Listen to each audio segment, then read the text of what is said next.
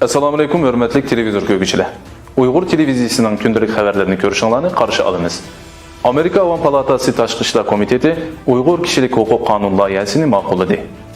Şərqi Türkistanda Döngtüvəngi qarşılıq 3 şəhər Xitay'dakı ən küçük şəhər olub bahalandı.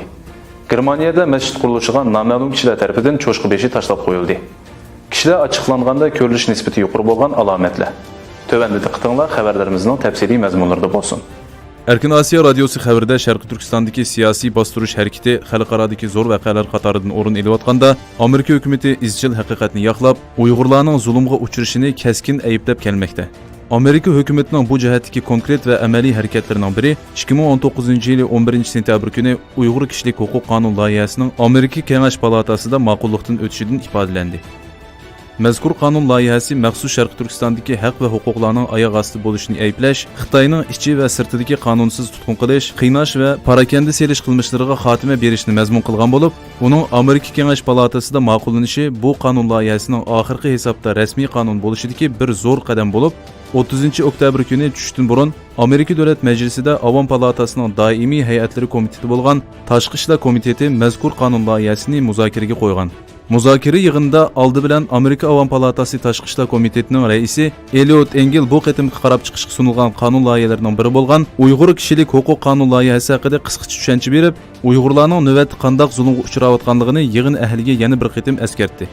Mazkur qonun loyihasini o'ttirg'i elib chiquvchilardan biri Amerika Avam Palatasining a'zosi Christopher Smith bu to'g'risida ishlangan xizmatlar bo'libmi Nancy Pelosi, Marco Rubio qatorliq vakillik shaxslarning harmay-talmay ta'kidlab kelayotganligi haqida to'xtalib, Xitoy hukumati navbatda Uyg'urlarga selayotgan zulmlarning 2-dunyo urush mezgilida natsistlarning yahudiylarga ishlatgan vositalarga o'xshaydiganligini, bo'libmi uningdagi jazo lageri va majburiy emgak degan mazmunlarning hozir aynan o'ttirg'i chiqayotganligini ilgari surdi.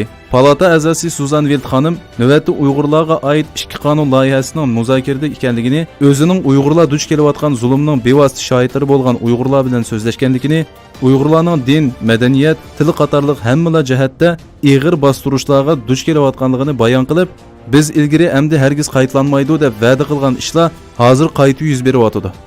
Shunga bu shuar haqida qayta o'ylanib ko'rishning vaqti kelganligi, kelgusi avlodlarning bu haqda nimalarni qilganligimizni yoki nimalarni qilmaganligimizni so'raydiganligini unutmasligimiz lozim deganini alohida ta'kidladi.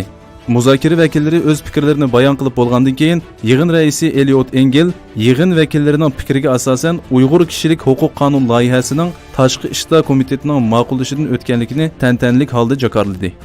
Ma'lum bo'lishicha, bu qatimki ma'qullash mazkur qonun loyihasining Amerika Avam Palatasining oxirgi ma'qullashidan o'tishidagi muhim qadam bo'lib, ikki palatadan tasdiqlangandan keyin uning rasmiy qonun bo'lishiga yo'l ochildi ekan.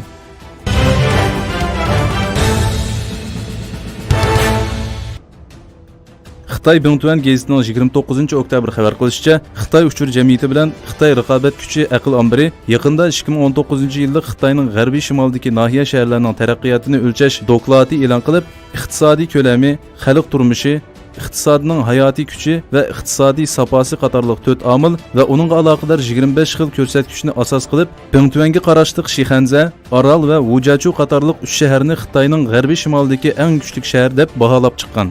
Xitoy Xalq Qurultayi 2012 yili qonun ma'qullab, Döngtüvənga avtonom rayon bilan teng darajalik ma'muriy shtat berib, Uyg'urlarni izchil o'zlariga tahdid his qilib kelayotgan bu organning kuchining texmi zo'rayishiga yo'l ochib bergan. Kuzatuvchilarning ilgari surishicha, Xitoy hukumatining 3 milliondan ortiq Uyg'ur, Qozoq va boshqa musulmonlarni lagerlarga qamab, Sharq Turkistonni ust ochiq turmaga aylantirib, Uyg'ur jamiyatining umumyuzlik qamal nazorat ostiga elishi Döngtüvən kuchining texmi zo'rayishiga turtki bo'lgan.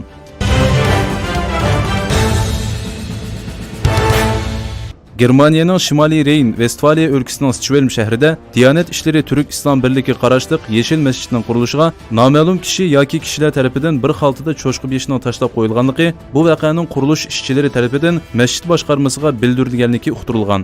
Masjid boshqarmasi bu voqeani soqchi idorasiga ma'lum qilgan hamda bayonot e'lon qilib, bu qilmishni qattiq ayblab, bu hujumning shaharda yashaydigan musulmonlarni qattiq g'am qayg'uga tashlaganligi, masjid boshqarmasining yerlik mas'ullar bilan hamkorlik asosida harakat qilayotganligi, bu voqeaning musulmonlarga qaratilgan tahdid va ta'tir tashviqotning bir parchasi ekanligi bildirilgan.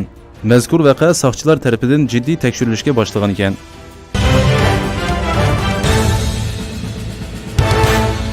Kundalik turmushda bir qism kishilar achchiqlanibla yuriydi. Amaliyotda ochiqlanishning salomatligiga bo'lgan ziyini nihoyat ko'p bo'lib, ochiqlanishga nisbatan har qaysi tibbiy bo'lim doktorlari nima deydi qarab boqayli. Ichki bo'lim doktori: ochiqlanish yurak qon tomirlarining ajalli qotili bo'lib, qattiq ochiqlanganda yurak muskuliga qon yetishmaslik, oksigen kamchil bo'lish kelib chiqadi. Yurak og'rish, yurak muskul tiqilmasi qatorliq kasalliklar paydo bo'ladi. Hatto ig'ir bo'lganlarda yurak so'qishining qalaymaganlashishi, yurakning tuyuqsiz to'xtab qolishi qatorliq alomatlarni paydo qiladi. Uningdan boshqa yurak kesili bemorlari kasallikning dastlabki bosqichida oson ochiqlab chechiladigan bo'lib qoladi. Hazm qilish ichki bo'lim doktori: ochiqlash oshqozon qanashini keltirib chiqaradi. Oshqozon sog'lomligining kayfiyat bilan bo'lgan munosabati nihoyat zich. Odamning kayfiyati yaxshi bo'lganda ishtohi ichilib, ruhi ko'tarangi bo'ladi. Kayfiyat nachar bo'lganda har qanday yemak yeyishga ko'ngli tatmay, beoromchilik ichida o'tadi. Ba'zi kishilarda haddidan ziyoda ochiqlanganda oshqozon qanash, oshqozon yallig'i, oshqozon osti yallig'i qatorliq oshqozon kasalliklari paydo bo'lib, sog'lomlikka ta'sir ko'rsatadi. Tashqi bo'lim doktori: oson ochiqlanadigan kishilarning odatdagi kishilarga qaraganda jigar kasalliklariga giribtor bo'lish nisbati nihoyat yuqori bo'lib, oson ochiqlanadigan kishilarda jigarning xizmati nacharlashib ketadi. Oqibatda jigar yallig'i qatorliq kasalliklarga giribtor bo'lib qoladi. Ayollar kasalliklari doktori: odatda ayollar kasalliklariga giribtor bo'lgan ayollarning ko'p qismi ochiqlanishga amroq keladi. Odatda odam ochiqlanib, chechilgan vaqtda ichki ajratmalar qalayimqonlashib, ko'payish a'zolari zaxmlanib, baliyatqu kasalliklari paydo bo'lishga boshlaydi. Nafaslanish kasalliklari bo'lim doktori: ochiqlash nafaslanish yo'llarini zaharlaydi. Odam ochiqlanib, ma'lum darajaga borgandan keyin badan tortishib qolish alomatlari ko'riladi. Normal vaqtda odamning nafas erishi 1 minutda 15 qitim bo'ladi. Ochiqlangan chog'da bo'lsa 1 minutda 30 qitimdan yuqori bo'ladi. Nihoyat tez nafaslanganlikdan badan sumiradigan havo shuncha ko'p bo'ladiki, oqibatda nafaslanish yo'llari zaharlanadi. Psixika doktori: zarba, ochiqlanish sababidan ba'zi kishilar yo'l mangolmaydigan holatga tushib qoladi. Sut bezi doktori: ayollarga nisbatan yaxshi kayfiyat hamma narsadan muhim. Doim ochiqlanish, kayfiyat turoqsiz bo'lishi sut bezi kasalliklarining yiltizi hisoblanadi. Kundalik turmushda oson ochiqlanmaslik, ochiqlanishga majbur bo'lganda cho'nqur nafas olish, ochiqlanishning sababini tepib chiqib hal qilish kerak. Xabarlarimizni ko'rganinglarga rahmat. Ko'rishguncha omon bo'linglar. Xayr xo'sh. Allohga omonat.